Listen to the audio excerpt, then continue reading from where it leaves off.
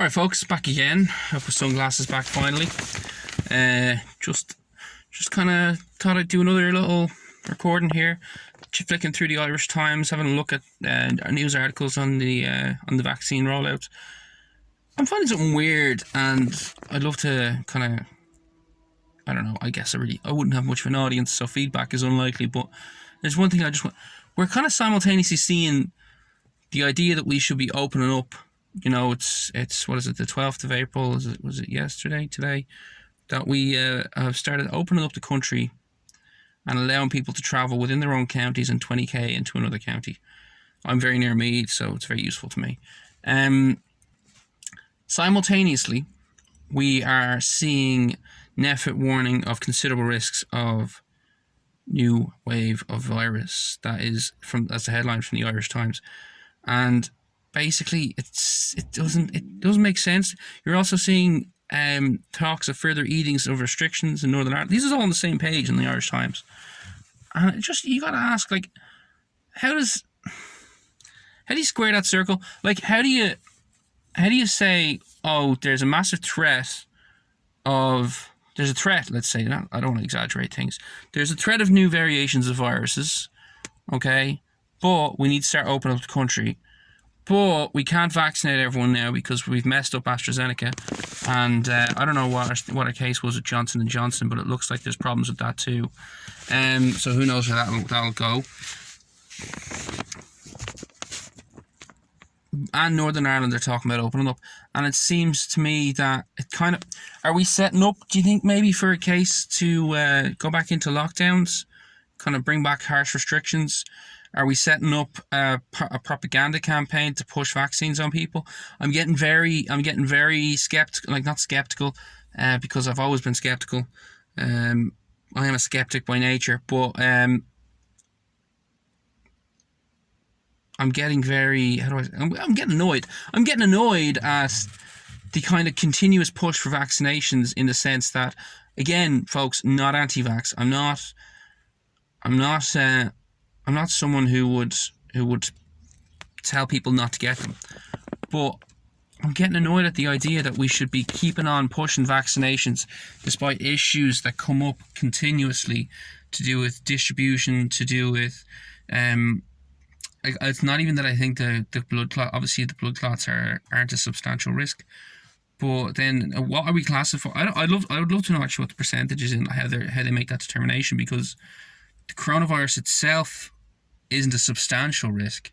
It's just that on a societal, it's a risk to older people at different levels. It depends how you there's certain people who would have higher risk to it, and there's certain people who have lower risk to it, presumably, and it was kind of reflected in the leaflet for AstraZeneca. That's kind of the same. I think it was a while ago since I read it. That's kind of the same for the vaccines, presumably. Now, I'm not saying that I'm not calling out, I'm not saying coronavirus isn't a risk if the vaccines aren't a risk. I don't know what the percentages are. I'm just saying I'd like to see them. But yeah, I just find it weird that we are kind of simultaneously saying the reality of a new wave, while saying Northern Ireland's thinking of opening up, while saying that we're kind of opening up ourselves. Maybe not hugely, but like we are kind of simultaneously saying we need to be careful in the next few weeks. Also, you know, you can travel all over your respective county, and if you're near a border, you can travel into another county pretty far as well. And it's just like, well, what are we doing? Are we being careful, or are we kind of opening up? Because it's sending mixed messages, and I don't know how that's going to help things. And I think ultimately what it'll end up doing is it'll end up causing more restrictions to come back in. I could be wrong. And it could end up, I mean, we're already running propaganda campaigns in the vaccinations, but it will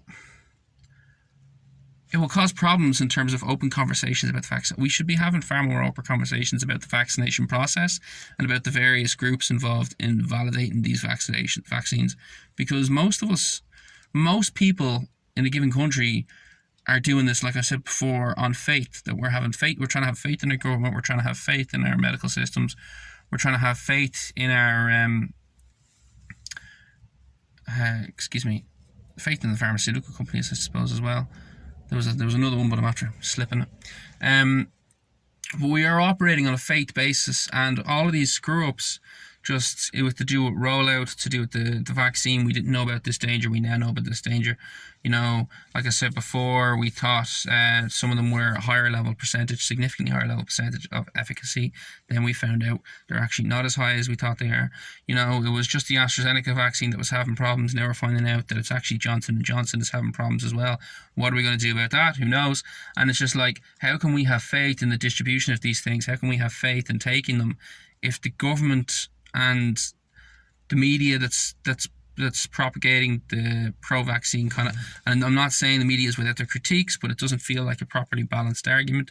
I think anyone who comes in who says I have serious problems with the vaccines for blah blah blah blah, they get dismissed pretty easily. I think protesters get dismissed pretty easily, and it feels like a very one-sided conversation in a case where the side that is shutting the winning side that's shutting the other side down has a litany of errors. The right way of saying that? There's a lot of errors.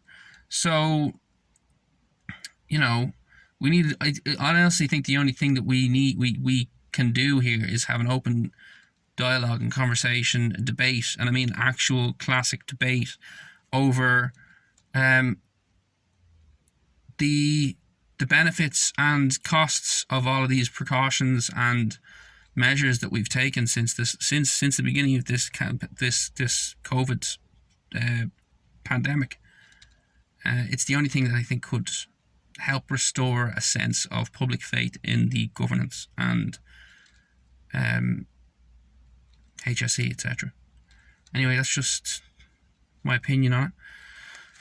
I'm not trying to labour on vaccines and coronavirus, really. It's not it's obviously something I have a problem with, but I have problems with lots of things, so I'm not going to be trying to put out too many more videos on this, at least for a while.